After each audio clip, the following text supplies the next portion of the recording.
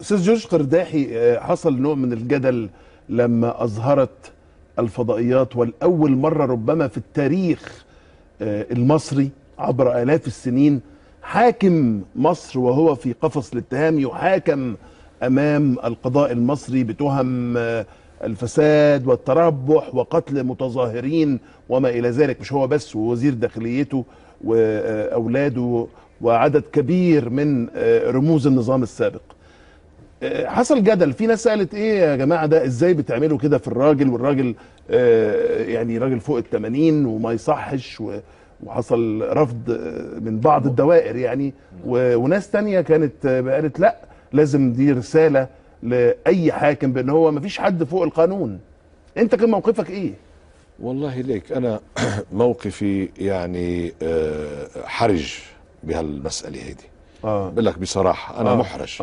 انا يعني انا بفهم الناس اللي اسيء لهم في النظام السابق، يعني الناس اللي تضرروا في اموالهم، في اوضاعهم، في حياتهم، في اجسادهم، في يعني في كان تعديات على الناس في النظام السابق. وانا افهم هؤلاء الناس، حتى افهم الناس الذين سقط لهم شهداء في ميدان التحرير. الامهات والاباء الذين قتل ابنائهم طبعا في يوم الجمل او موقعة الجمل وغيره، يعني غير ايام، يعني وغير الايام كنا نشوف السيارات اللي قعدت يعني بقول لك يعني 18 يوم كامله. انا بفهم شعور هؤلاء الناس وانا متضامن معهم، وبقول لهم حق انه يطالبوا ان يحاكم الرئيس وان يحاسب النظام على كل الافتراءات والتجاوزات والاعتداءات والامتهانات التي حصلت بين هذا النظام. ولكن من ناحية ثانية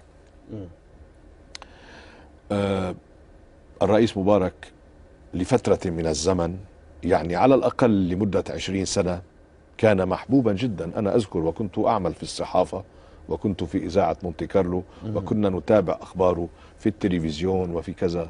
كان محبوبا جدا مصري. كانوا الفلاحين في الأرياف يستقبلونه بالزهور والورود والرز والى اخره. كان الرجل يعني يحظى بتقدير ومحبة من الشعب المصري على مدى 20 سنة تقريبا. مش يعني خلينا نقول على الأقل 20 سنة. ولا لا أنا مخطئ؟ لا أنت مش مخطئ. هو في أوائل فترة حكم. فإذا في فترة من الفترات كان هذا الرجل شخصية محبوبة لدى الشعب المصري. مظبوط. وكان يشتغل وكان يعمل لصالح مصر، أو هكذا كان يعتقد الشعب المصري أنه هذا الإنسان مخلص في عمله في سبيل الشصري. وتنقول أنه عمل قدر ما يستطيع. هذا أولا. ثانيا هذا الرجل لما خرج، لما تنحى، كان ممكن أنه يخرج كما خرج الرئيس التونسي المخلوع زين العابدين بن علي إلى دولة عربية أو إلى دولة أجنبية وأن يترك البلاد. ذهب الطائرة نقلته إلى شرم الشيخ. هذه الطائرة التي نقلته إلى شرم الشيخ كان بإمكانها أن تنقله إلى جهة أخرى وأن يخرج خارج البلاد وعليكم السلام وبعدين الحقوني. مظبوط. راح على شرم الشيخ وجلس وقال أنا عايز أموت على تراب مصر. تمام. طيب، وهذا الرجل كان مريض معروف، يعني بقاله 3-4 سنين بيروح على ألمانيا بيتطبب، بيدخل مستشفى، بيطلع مستشفى، قعد 5-6 أشهر بمستشفى بألمانيا. كان عم بيتطبب وكان عنده مرض عضال يعني. لذلك بالإضافة إلى سنه في عندك حالته الصحية. أنا يعني قلت الشيء بالأول. هلا الجزء الثاني يعني أنا يعني مش حسيت بشفقة، ولكن حسيت بأنه فيها إهانة للكرامة الوطنية. إنك تشوف الرئيس السابق رغم كل المساوئ اللي حصلت بالنظام، يمكن هو ما يكونش مسؤول عنها، يمكن يكون مسؤول، حنشوف بعدين المحاكمة، بس إنه داخل بالسرير وبيسأله القاضي محمد حسني مبارك بيقول له حاضر. طيب يعني لأنه أنا لقيتها مش حلوة للشعب المصري، انتبه، مش لإله. انت في وقت، انت في فتره من الزمن انت يا شعب كنت تعتبره هذا القائد، هذا الانسان، هذا الرئيس كنت تحبه. كان مقبول جدا لديك، بس كنت هذا جزء من تاريخك. كنت دي فعل ماضي. طيب بس كان جزء من تاريخك. لازم أنا بعتقد أنه الثورات يجب أن يعني صحيح فيها شعور بالانتقام، فيها يمكن احتقان معين يدفع الناس إلى البحث عن الانتقام، بس كمان الثورة يجب أن تتعالى، أن تتسامى، أن تكبر، أن تكون كبيرة إذا كانت تريد أن تكون ثورة كبيرة.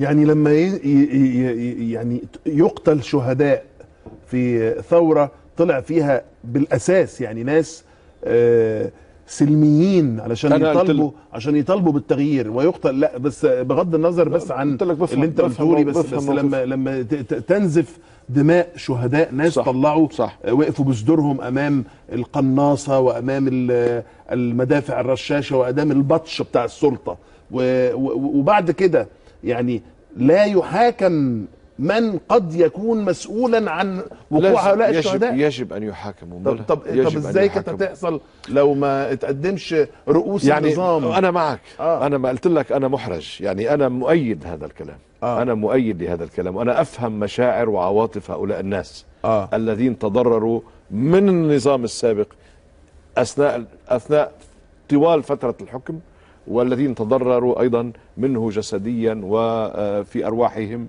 في فترة الثورة. أنا أفهم موقفهم، ولكن من ناحية تانية قلت لك أنا كان شعوري أني يعني ما بقدر فسره مزبوط، ولكن حزنت أنه توصل الأمور إلى هذه. إحنا مش متعودين على الموضوع ده في العالم العربي يا أستاذ جورج، هو دي المشكلة. هو تعودنا، شفناها قبل. أنت قلت أنه أول مرة، لا شفناها قبل، شفناها في العراق، شفناها لما حكم صدام حسين. وطبعا مش عم ندافع عن صدام حسين ولا عن نظام صدام حسين، بس شفناها.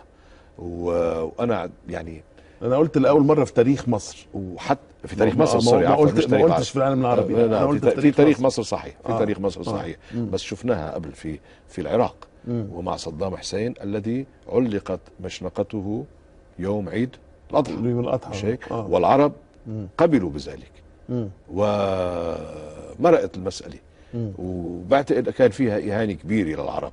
وهوني ولست ولا أدافع عن صدام حسين، بس كان فيها عملية إذلال لكل الحكام العرب.